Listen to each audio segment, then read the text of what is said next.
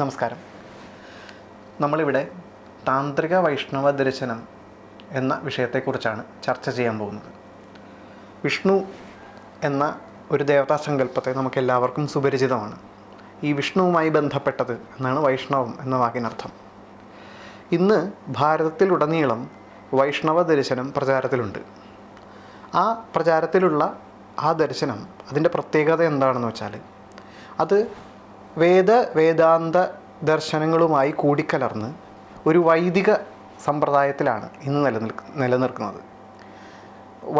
വേദാന്ത സിദ്ധാന്തങ്ങളുമായിട്ട് വൈഷ്ണവ ദർശനം ഇടകലർന്നപ്പോൾ അങ്ങനെ ഇടകലർന്ന് നൂറ്റാണ്ടുകളോളം പരിണമിച്ച് ഉണ്ടായ ഒരു ദർശനത്തിലാണ് ഇന്നത്തെ വർത്തമാന വൈഷ്ണവ ദർശനം നിലനിൽക്കുന്നത്. അപ്പോൾ ഇതിൽ നിന്ന് വളരെ വ്യത്യസ്തമായ ഒരു ദർശനമാണ് താന്ത്രിക വൈഷ്ണവ ദർശനം. അതിന് ശരിക്കും ഒരു ചരിത്ര പ്രമാണങ്ങൾ നമുക്ക് കാണാൻ സാധിക്കും. എന്നാൽ ഇന്ന് മുഴുവനായി തന്നെ ഇല്ലാതായി എന്ന് നമുക്ക് പറയാം. അപ്പോൾ അങ്ങനെ ഒരു അത് ഗ്രന്ഥങ്ങളിൽ മാത്രം അവശേഷിക്കുകയാണ്. ഇന്ന് അത് പ്രാക്ടിക്കലായിട്ട് ഇന്ന് എവിടെയും നിലവിലില്ല. ഇന്ന് ഈ പറയുന്ന വേദാന്ത ദർശനങ്ങളുമായിട്ട് ബന്ധപ്പെട്ടിട്ടുള്ള വൈഷ്ണവ സമ്പ്രദായമാണ് നിലവിലുള്ളത്. അത് വളരെ പ്രചാരത്തിലുണ്ട്. അപ്പോൾ നമ്മൾ ഇവിടെ നോക്കാൻ പോകുന്നത് താന്ത്രിക വൈഷ്ണവ ദർശനത്തെ സംബന്ധിച്ചാണ്. ഭാരതത്തിലുടനീളം ഇപ്പം ഞാൻ പറഞ്ഞു വൈദിക വൈഷ്ണവ ദർശനമാണ് പ്രചാരത്തിലുള്ളതെന്ന്.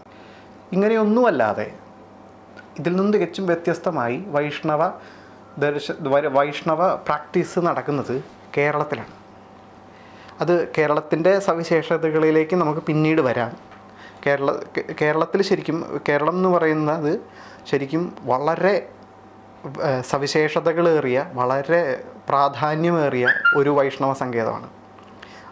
അതിലേക്ക് നമുക്ക് പിന്നീട് വരാം. അപ്പോൾ താന്ത്രിക വൈഷ്ണവ സമ്പ്രദായം എന്ന ഈ വിഷയത്തെക്കുറിച്ച് അധികം ആർക്കും വലിയ ധാരണ ഉണ്ടാവാൻ സാധ്യതയില്ല. കാരണം നേരത്തെ പറഞ്ഞതുപോലെ വൈഷ്ണവ ദർശനം എന്ന് പറയുന്നത് പലതും ഈ വേദാന്തപരമായിട്ടാണ് പലരും വ്യാഖ്യാനിച്ചിട്ടുള്ളതും. വേദമൂർത്തിയാണ് വിഷ്ണു എന്നുള്ള രീതിയിലാണ് ഇന്ന് അറിയപ്പെടുന്നത്. അപ്പോൾ അതിന് താന്ത്രികമായിട്ടുള്ള ഒരു മുഖമുണ്ട് എന്നുള്ളത് പലർക്കും അറിയില്ല. നമ്മളിങ്ങനെ വ്യത്യസ്തമായിട്ടുള്ള ഒരു താന്ത്രിക സമ്പ്രദായത്തെക്കുറിച്ചാണ് നമ്മളിനി ഇവിടെ പരിശോധിക്കാൻ പോകുന്നത്. അപ്പോൾ താന്ത്രിക വൈഷ്ണവം എന്ന വാക്ക് പറയുമ്പോൾ തന്നെ ഓരോ വാക്കും എടുത്ത് നമുക്ക് ഒന്ന് പരിശോധിക്കേണ്ടിയിരിക്കുന്നു. എന്താണ് താന്ത്രിക വൈഷ്ണവം എന്നുള്ളത്? അപ്പോൾ അതിന് മുൻപായിട്ട് അപ്പോൾ താന്ത്രികം എന്ന വാക്ക് തന്ത്രത്തെ സംബന്ധിച്ചത്, തന്ത്രവുമായി ബന്ധപ്പെട്ടത്, ഇതൊക്കെയാണ് താന്ത്രികം എന്ന വാക്കിനർത്ഥം. തന്ത്രശാസ്ത്രം എന്നത് നമ്മളിൽ പലർക്കും നന്നായി അറിയുന്നതായിരിക്കാം, നമ്മൾ വളരെ സുപരിചിതമായിരിക്കാം, കേട്ടതായിരിക്കാം. ഇനി കേട്ടതല്ലെങ്കിലും നമ്മളുടെ എല്ലാവരുടെയും ജീവിതത്തിൽ വളരെ പ്രാധാന്യം അർഹിക്കുന്ന, വളരെ സ്വാധീനം ചെലുത്തുന്ന ഒന്നാണ് ഈ തന്ത്രശാസ്ത്രം എന്ന് പറയുന്നത്. ഉദാഹരണത്തിന്, നമ്മളെല്ലാവരും ക്ഷേത്ര ദർശനം നടത്തുന്നവരായിരിക്കാം, നമ്മളെല്ലാവരും വീട്ടിൽ വിളക്ക് കൊളുത്തുന്നവരായിരിക്കാം, പല സ്തോത്രങ്ങൾ ജപിക്കുന്നവരായിരിക്കാം, അല്ലെങ്കിൽ മന്ത്രം ജപിക്കുന്നവരായിരിക്കാം, പാരായണങ്ങൾ ചെയ്യുന്നവരായിരിക്കാം, പല രീതിയിൽ ചിലർ ഉപാസന ചെയ്യുന്നവരായിരിക്കാം, സവിശേഷം ചില മന്ത്രോപാസന ചെയ്യുന്നവരായിരിക്കാം, ചില മൂർത്തി ഉപാസന ചെയ്യുന്നവരായിരിക്കാം. അങ്ങനെ നമ്മൾ പല തരത്തിലുള്ള ആരാധനാ സമ്പ്രദായങ്ങളിൽ ഏർപ്പെട്ടിരിക്കുന്നവരായിരിക്കാം. ഇങ്ങനെയുള്ള എല്ലാ പ്രക്രിയകളും, ഈ പറയുന്ന എല്ലാ ആരാധനാ പ്രക്രിയകളും തന്ത്രശാസ്ത്രത്തിൽ നിന്നും ഉരുത്തിരിഞ്ഞു വന്നതാണ്. അതുകൊണ്ടാണ് നമ്മളെല്ലാവരും അറിഞ്ഞോ അറിയാതെയോ ഈ ശാസ്ത്രത്തെ കൂടെ കൊണ്ടു നടക്കുന്നു ജീവിതത്തിൽ എന്ന് പറയുന്നത്. തന്ത്രശാസ്ത്രം എന്തിനാണ് ഉടലെടുത്തത്? തന്ത്രശാസ്ത്രം എന്തിനാണ് മഹർഷീശ്വരന്മാർ നമ്മൾക്ക് വേണ്ടി മുന്നോട്ട് വെച്ചത്? അതിൻ്റെ ഒരു ലക്ഷ്യം ഉണ്ടായിരിക്കുമല്ലോ. എന്താണ് ആ ലക്ഷ്യം എന്നത് നമുക്ക് മനസ്സിലാക്കണം. എങ്കിൽ മാത്രമേ നമുക്ക് മുന്നോട്ട് പോകാൻ പറ്റുള്ളൂ. താന്ത്രിക വൈഷ്ണവം എന്ന് പറയുമ്പോൾ തന്ത്രസംബന്ധിയായ തന്ത്ര രീതിയിലുള്ള വൈഷ്ണവ ആരാധന എന്നാണ് അർത്ഥം. അപ്പോൾ താന്ത്രിക രീതിയിലുള്ള വൈഷ്ണവ ആരാധന എന്നുള്ളതിനെ പറ്റി പറയുമ്പോൾ താന്ത്രികം എന്ന വാക്കിൻ്റെ അർത്ഥം നമ്മൾ സൂക്ഷ്മമായിട്ട് മനസ്സിലാക്കിയിട്ട് മാത്രമേ മുന്നോട്ട് പോകാൻ സാധിക്കുള്ളൂ. അപ്പോൾ അതിന് വേണ്ടിയിട്ട് നമ്മൾ 13-ാം നൂറ്റാണ്ടിൽ എഴുതപ്പെട്ട, അത് കേരളത്തിൽ ഉടലെടുത്ത ഒരു ഗ്രന്ഥമാണെന്നാണ് പണ്ഡിതന്മാരുടെ മതം. 13-ാം നൂറ്റാണ്ടോടുകൂടി എഴുതപ്പെട്ട വിഷ്ണു സംഹിത എന്ന് പറയുന്ന ഗ്രന്ഥത്തിലാണ് തന്ത്രശാസ്ത്രത്തിൻ്റെ ഒരു നിർവചനം നമുക്ക് കാണാൻ കഴിയുക. ആ നിർവചനത്തിലേക്ക് നമുക്കൊന്ന് പോകാം. ആ നിർവചനം ഇങ്ങനെയാണ്: സർവേ അർത്ഥാഃ യേന തന്യന്തെ ത്രായന്തേ ച ഭയാത് ജനാഃ ഇതി തന്ത്രസ്യ തന്ത്രത്വം തന്ത്രജ്ഞാഃ പരിചക്ഷത്തെ. എന്നൂടെ പറയാം. സർവേ അർത്ഥാഃ യേന തന്യന്തെ ത്രായന്തേ ച ഭയാത് ജനാഃ ഇതി തന്ത്രസ്യ തന്ത്രത്വം തന്ത്രജ്ഞാഃ പരിചക്ഷത്തെ. എന്ന് വെച്ചാൽ, യേന ശാസ്ത്രേണ സർവേ അർത്ഥാഃ തന്യന്തെ, ഏത് ശാസ്ത്രം കൊണ്ടാണോ എല്ലാ അർത്ഥങ്ങളും തന്യന്തെ എന്ന് വെച്ചാൽ എല്ലാ അർത്ഥങ്ങളും എന്ന് വെച്ചാൽ, അർത്ഥം എന്ന വാക്കിന് ഇന്ദ്രിയ ഗോചരമായ വസ്തുക്കൾ എന്നാണ് അർത്ഥം. ഇന്ദ്രിയ ഗോചരമായ വസ്തുക്കൾ എന്ന് വെച്ചാൽ കണ്ണിന് കാണാവുന്ന വസ്തുക്കൾ, കാതിന് കേൾക്കാവുന്ന വസ്തുക്കൾ, മൂക്കിന് മണക്കാവുന്ന വസ്തുക്കൾ, നാക്കിന് രുചിക്കാവുന്ന വസ്തുക്കൾ, ത്വക്കിന് സ്പർശിക്കാവുന്ന വസ്തുക്കൾ. ഇതാണ് അർത്ഥങ്ങൾ എന്ന് പറയുന്നത്. എല്ലാ അർത്ഥങ്ങളും, അതായത് ഞാൻ എന്ന് പറയുന്ന ഈ ബോധം അനുഭവിക്കുന്ന പ്രപഞ്ചം ആണ് സർവേ അർത്ഥാഃ എന്ന വാക്കുകൊണ്ട് ഉദ്ദേശിക്കുന്നത്. അതായത് ഞാൻ എന്ന ബോധവും ഞാൻ അനുഭവിക്കുന്ന ഈ ലോകവും. യേന തന്യന്തെ, തന്യന്തെ എന്ന വാക്കിന് വിസ്തരിക്കുന്നത് എന്നാണ് അർത്ഥം. തനു വിസ്താരേ കരണേ, വിസ്തരിക്കുന്നത്. അതായത് ഞാനെന്ന ബോധവും ഞാൻ കാണുന്ന ഈ പ്രപഞ്ചവും ഏതൊരു ശാസ്ത്രം കൊണ്ടാണോ വിസ്തരിക്കുന്നത്, അതാണ് തന്ത്രശാസ്ത്രം. ഇത് നമുക്ക് ഒന്നും കൂടെ പരിശോധിക്കാം. അതായത് ഞാൻ എന്ന് പറയുന്ന എൻ്റെ ഉള്ളിലേക്ക് നമ്മൾ ഓരോരുത്തരും ഒന്ന് നോക്കുക. എന്താണ് ഞാൻ? നമുക്കെല്ലാവർക്കും ഞാൻ എന്ന് പറയുന്നൊരു ബോധമുണ്ട്. അഹംബോധം, ഞാൻ എന്ന് പറയുന്നൊരു ബോധമുണ്ട്.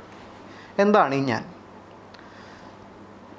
ഞാൻ എന്ന് പറയുന്നത് ഇന്ന വർഷത്തിൽ ജനിച്ച, നമ്മൾ ഇത്ര പ്രായമുള്ള, ജനിച്ചിട്ട് ഇത്രയും വർഷമായി, ഇത്രയും പ്രായമുള്ള, ഇത്ര ഉയരമുള്ള, ഇത്ര തടിയുള്ള, ഇന്ന രൂപ സവിശേഷതകളുള്ള, ഇന്ന ഇഷ്ടാനിഷ്ടങ്ങളുള്ള നമ്മളെ പറ്റിയിട്ടുള്ള നമ്മളുടെ ഒരു ബോധമാണ്. ഒരാളാണ് ഞാൻ, സ്ത്രീ അല്ലെങ്കിൽ പുരുഷൻ, അല്ലെങ്കിൽ ഇത് രണ്ടുമല്ല, രണ്ടും കൂടിയത്. ഇതാണ് ഞാനെന്ന ബോധം. ഞാൻ കാണുന്ന പ്രപഞ്ചം എന്ന് പറയുന്നത് എന്താണ്? ഞാൻ കാണുന്ന ലോകം. ഞാൻ എന്ന് പറയുന്നത് ജനിച്ച ഇപ്പോൾ കേരളം അല്ലെങ്കിൽ ഇന്ത്യ അല്ലെങ്കിൽ ലോകത്തെവിടെയായാലും അവിടെ ഞാൻ കാണുന്ന എൻ്റെ അച്ഛൻ, എൻ്റെ അമ്മ, എൻ്റെ ബന്ധുക്കൾ, എൻ്റെ സുഹൃത്തുക്കൾ, എൻ്റെ സുഹൃത്തുക്കളല്ലാത്തവർ, എനിക്കറിയാത്തവർ, എനിക്ക് യാതൊരു പരിചയവുമില്ലാത്തവർ, അങ്ങനെ എനിക്ക് ഞാനെന്ന് പറയുന്ന ബോധത്തിന് എന്നെ പറ്റിയൊരു സങ്കല്പമുണ്ട്. ഞാനെന്ന് പറയുന്ന ബോധത്തിന് ഞാൻ കാണുന്ന ലോകത്തിനെ പറ്റിയിട്ടും ഒരു സങ്കല്പമുണ്ട്. അപ്പോൾ നമ്മൾ ഈ ഞാനെന്ന ബോധത്തിലേക്ക് ഫോക്കസ് ചെയ്യുക. അപ്പം ഞാനെന്ന് പറയുന്ന ഈ ചെറിയ ബോധം, ഇത് സത്യത്തിൽ ഇത് വളരെ ചെറിയൊരു ബോധമാണ് ഞാനെന്ന് പറയുന്നത്. കാരണം വളരെ ലിമിറ്റഡ് ആയിട്ടുള്ളൊരു സ്പേസിൽ മാത്രം സഞ്ചരിക്കാൻ കഴിയുന്ന ഒരു പ്രതിഭാസമാണ് ഈ ഞാൻ എന്ന് പറയുന്നത്. അപ്പോൾ ആ ഞാനെന്ന് പറയുന്ന ബോധത്തിനെ ഞാൻ എന്ന് പറയുന്ന ബോധവും ഞാൻ കാണുന്ന പ്രപഞ്ചവും, അതാണ് സർവേ അർത്ഥാഃ. ഇതിനെ വിസ്തരിപ്പിക്കാൻ സഹായിക്കുന്നതാണ് തന്ത്രശാസ്ത്രം. എങ്ങനെയാണത് വിസ്തരിക്കുക എന്നുള്ളതാണ്. അപ്പോൾ നമ്മളെല്ലാവരും ഞാനെന്ന് പറയുന്ന ബോധത്തിൽ നിന്നാണ് തുടങ്ങുന്നത്. അപ്പോൾ ഞാൻ എന്ന ഈ ബോധത്തെ വിസ്തരിക്കുന്ന ശാസ്ത്രമാണ് തന്ത്രശാസ്ത്രം. എങ്ങനെയാണിത് വിസ്തരിക്കുക എന്നുള്ളത് വളരെ വിസ്തരിച്ച് ഈ ഗ്രന്ഥങ്ങളിലും ഈ ശാസ്ത്രത്തിലും പറഞ്ഞിട്ടുണ്ട്. ഇപ്പം ഞാൻ എന്ന് പറയുന്നത് ഒരുപാട് സവിശേഷതകളുള്ള, ഒരുപാട് മാനസിക വ്യാപാരങ്ങളുള്ളൊരു ഒരു പ്രതിഭാസമാണ്. അതായത് എനിക്ക് ചില ഇഷ്ടാനിഷ്ടങ്ങളുണ്ട്, എനിക്ക് ചില ആഗ്രഹങ്ങളുണ്ട്, എൻ്റെ ഉള്ളിൽ ഞാൻ നല്ലത് ചീത്ത എന്ന് പറഞ്ഞിരിക്കുന്ന ചില വാസനകളുണ്ട്, വികാരങ്ങളുണ്ട്. ഇതിനെല്ലാത്തിനെയും നമ്മൾ തിരിച്ചറിയണം. അങ്ങനെ തിരിച്ചറിഞ്ഞുകൊണ്ട് ഈ ഞാൻ എന്ന് പറയുന്ന ഈ ബോധത്തിനെ വികസിപ്പിക്കണം. നമുക്ക് തൽക്കാലത്തേക്ക് ഈ ബോധത്തിനെ അല്പ അഹംബോധം എന്ന് പറയാം. ചെറിയ ഞാനെന്ന ബോധം, അല്പാഹംബോധം. ഈ അല്പാഹംബോധം ത്തിനെ നമുക്ക് ലോവർ ലിമിറ്റായിട്ട് എടുക്കാം. കാരണം ഇവിടെ നിന്നാണ് നമ്മൾ വിസ്തരിക്കാൻ പോകുന്നത്. അങ്ങനെ നമ്മൾ ഈ ഞാനെന്ന ബോധം വിസ്തരിച്ച് എവിടം വരെ എത്താം, അതിനൊരു ഹയർ ലിമിറ്റ് ഉണ്ടായിരിക്കും. ഈ ഹയർ ലിമിറ്റിനെയാണ് വിഷ്ണു എന്ന വാക്കുകൊണ്ട് ഉദ്ദേശിക്കുന്നത്. ഇപ്പോൾ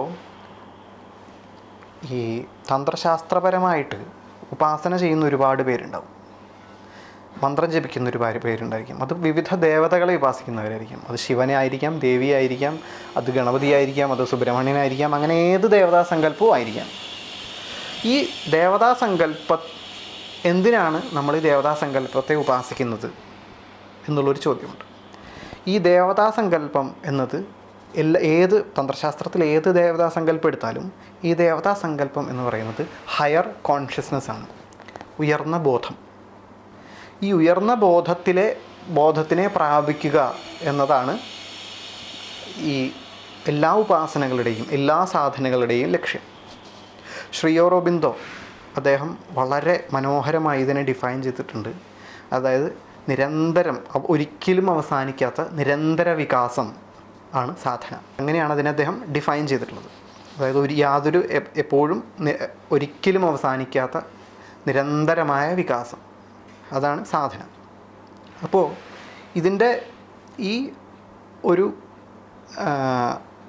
ഞാനെന്ന് പറയുന്ന അല്പാഹംബോധത്തിൽ നിന്നും ലോവർ ലിമിറ്റായിട്ടുള്ള അല്പാഹംബോധത്തിൽ നിന്നും ഉയർന്ന് പൂർണ്ണാഹംബോധം മുഴുവനായിട്ടുള്ള, അതായത് ഉയർന്ന ഹയർ കോൺഷ്യസ്നെസ്, ഹയർ സെൽഫിലേക്ക് വികസിക്കാൻ സഹായിക്കുന്ന ശാസ്ത്രമാണ് തന്ത്രശാസ്ത്രം.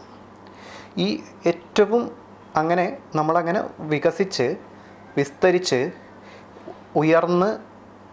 ഉയരുന്ന അതിൻ്റെ ഏറ്റവും ഹയർ ലിമിറ്റ് അതിനെയാണ് നമ്മളിവിടെ വിഷ്ണു എന്ന വാക്കുകൊണ്ട് ഉദ്ദേശിക്കുന്നത്.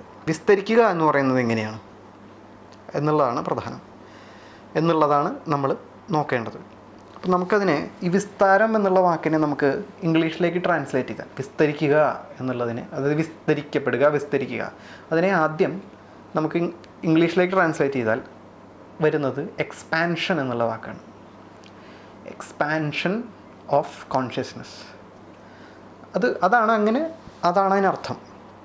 പക്ഷേ ഈ ബോധത്തിനെ വിസ്തരിക്കുമ്പോൾ ബോധത്തിനെ എങ്ങനെയാണ് നമ്മൾ വിസ്തരിക്കുക?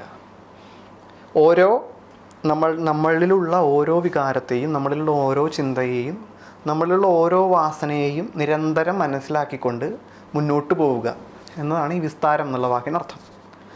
അപ്പോൾ നമുക്ക് വേറൊരു വാക്ക് ഉപയോഗിക്കാം, എക്സ്പ്ലോറേഷൻ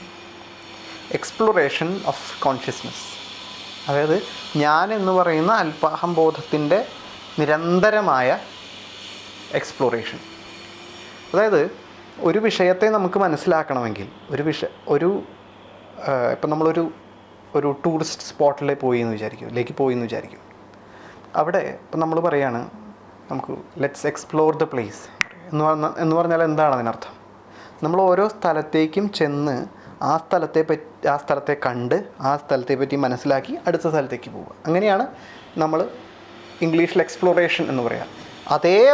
ആ വാക്കാണ് ഇവിടെ വിസ്തരിക്കുക എന്ന വാക്കുകൊണ്ട് ഉദ്ദേശിക്കുന്നത്. അതായത് നമ്മളെ ക്രമേണ കുറേശ്ശെയായിട്ട് നമ്മളിലുള്ള ഓരോ വാസനകളെയും തിരിച്ചറിഞ്ഞ് മനസ്സിലാക്കി മുന്നോട്ട് പോവുക.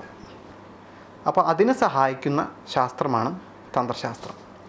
അപ്പോൾ ഇതിൻ്റെ രീതികൾ ഒരുപാട്, ഇങ്ങനെ ഈ വിസ്തരിക്കാൻ ഈ ഒരു എക്സ്പ്ലോറേഷൻ ഓഫ് കോൺഷ്യസ്നെസ്സിന് അനവധി മാർഗങ്ങളുണ്ട്. അപ്പോൾ ആ മാർഗങ്ങളെല്ലാം വളരെ വിശദമായിട്ട് പറയുന്ന ഒരു ശാസ്ത്രമാണ് തന്ത്രശാസ്ത്രം. അതിൻ്റെ ഒരു മേഖലയാണ് വൈഷ്ണവ സമ്പ്രദായം. ബോധത്തെ എക്സ്പ്ലോർ ചെയ്യാൻ അനവധി മാർഗങ്ങൾ നമ്മൾ ഈ ശാസ്ത്രത്തിൽ പറഞ്ഞിട്ടുണ്ട്. അതിൽ വിഷ്ണു എന്ന ദേവതയുമായി ബന്ധപ്പെട്ടിട്ടുള്ള ഒരുപാട് മാർഗങ്ങളുണ്ട്. അപ്പോൾ ആ ഒരുപാട് അതുമായിട്ട് ബന്ധപ്പെട്ടിട്ട് വൈഷ്ണവ താന്ത്രിക മാർഗങ്ങൾ എങ്ങനെയാണ്, വൈഷ്ണവ താന്ത്രിക ദർശനവും വൈഷ്ണവ തന്ത്രത്തിൻ്റെ ടെക്നിക്കുകളും എങ്ങനെയാണ് എന്നുള്ളതാണ് നമ്മളിനി പരിശോധിക്കാൻ പോകുന്നത്. ഇപ്പോൾ ഇവിടെ ഇതിനു മുമ്പ് ഈ വൈഷ്ണവ ദർശനം എന്ന ഒരു മേഖലയിൽ പഠന ഗവേഷണങ്ങൾ വലിയ കാര്യമായിട്ട് നടന്നിട്ടില്ല. അപ്പോൾ നമുക്ക് മുന്നേ പോയ പണ്ഡിതന്മാരുടെ, വ്യക്തികളുടെ, അല്ലെങ്കിൽ അത്തരം ട്രഡീഷണൽ ആയിട്ടുള്ള ആളുകളുടെ ഒരു പഠനങ്ങൾ നമുക്ക് അവലംബിക്കാനില്ല. കാരണം എന്താണെന്ന് വെച്ചാൽ ഈ ഒരു വിഷയത്തിൽ ഒട്ടും തന്നെ ഒരു പഠനങ്ങൾ നടന്നിട്ടില്ല എന്നുള്ളതാണ് ഒരു വാസ്തവം. അതുകൊണ്ട് നമുക്ക് അവലംബിക്കാവുന്ന ഗ്രന്ഥങ്ങൾ എന്ന് പറയുന്നത് നേരിട്ട് ശാസ്ത്ര ഗ്രന്ഥങ്ങൾ മാത്രമാണ്. അതായത് ഈ സംഹിതകൾ എന്നറിയപ്പെടുന്ന ശാസ്ത്ര ഗ്രന്ഥങ്ങളാണ് നമുക്ക് അവലംബിക്കാവുന്നത്. അപ്പോൾ നമ്മൾ നേരിട്ട് നമ്മളെ ശാസ്ത്രത്തിലേക്ക് കടക്കുകയും ആ ശാസ്ത്ര ഗ്രന്ഥങ്ങളെ അവലോകനം ചെയ്യുകയും അങ്ങനെ അതിലൂടെ ഒരു താന്ത്രിക വൈഷ്ണവ ദർശനം എന്താണ്, തന്ത്രശാസ്ത്രം വിഷ്ണു എന്ന ദേവതയെ ഏത് രീതിയിലാണ് കണ്ടിട്ടുള്ളത്, ഏതൊക്കെ രീതികളിലാണ് കണ്ടിട്ടുള്ളത് എന്നതാണ് നമ്മളിവിടെ പരിശോധിക്കാൻ പോകുന്നത്. അപ്പോൾ അതിനു മുമ്പായിട്ട് തന്ത്രശാസ്ത്രത്തിൽ ഗ്രന്ഥങ്ങൾ നമുക്ക് പ്രധാനമായിട്ടും 3 തരംതിരിക്കാം. ശൈവ ഗ്രന്ഥങ്ങളെ ആഗമങ്ങൾ എന്ന് പറയുന്നു, വൈഷ്ണവ ഗ്രന്ഥങ്ങളെ സംഹിതകൾ എന്ന് പറയുന്നു, ശാക്ത ഗ്രന്ഥങ്ങളെ തന്ത്രങ്ങൾ എന്നും പറയുന്നു. ഇങ്ങനെ ഒരു ചെറിയ വിഭാഗീകരണം ഇവിടെ നടന്നിട്ടുണ്ട്. എങ്കിലും ചെറിയ അവാന്തര ഭേദങ്ങളോടുകൂടി ഗ്രന്ഥങ്ങൾക്ക് പേരുകൾക്ക് മാറ്റം വരാം. പക്ഷേ പൊതുവായി ഈ വൈഷ്ണവ ഗ്രന്ഥങ്ങളെ സംഹിതകൾ എന്നാണ് പറയുക. അനവധി സംഹിതകളുണ്ട്. പ്രിൻ്റിലായ, അതായത് പബ്ലിഷ് ചെയ്ത അനവധി സംഹിതകളുണ്ട്. ഇനിയും പബ്ലിഷ് ചെയ്യാത്ത ഒരുപാട് സംഹിതകളുണ്ട്. അപ്പോൾ ഈ സംഹിതകളെ കുറിച്ചിട്ടുള്ള ഒരു അവലോകനവും ഈ വൈഷ്ണവ ദർശനത്തെ പറ്റിയിട്ടുള്ള ഒരു അവലോകനവുമാണ് നമ്മൾ ഇനി മുന്നോട്ട് പോകുമ്പോൾ ഇവിടെ ചെയ്യാൻ ഉദ്ദേശിക്കുന്നത്.